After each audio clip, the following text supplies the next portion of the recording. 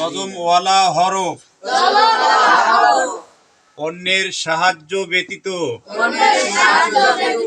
উচ্চারিত হয় না। এখানে একটা শব্দ লেখা আছে মদ পড়া হয় না। যেমন জবরের বাম পাশে খালি আলিফ, জবরের বাম পাশে খালি আলিফ কয় টানতে হয়? এক আলিফ। কিসের হরফ বলা হয়?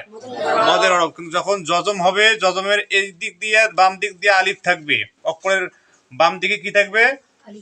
আলিফ থাকবে, তখন মদ পড়া যাবে না। যেমন বাতা যাবর বাত, জোর বাতা যাবর জোরে কন, আবার কন। ওয়াও র যাবর আবার কন। ওয়ার ওয়ার ওয়াও লাম যাবর ওয়াল ওয়াল ইয়া লাম যাবর আলিফ ধরা যাবে?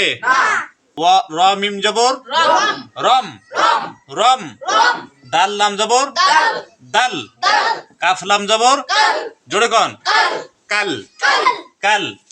যেমন সূরা আসরের মধ্যে আছে ওয়াল আসরি, আলিফ ধরা যাবে? ওয়াল আসরি। ওয়াও লাম যাবর ওয়াল, কফ যাবর জোরে কন অ অ ওয়াল অ, আলিফ ধরা যাবে? টানা যাবে?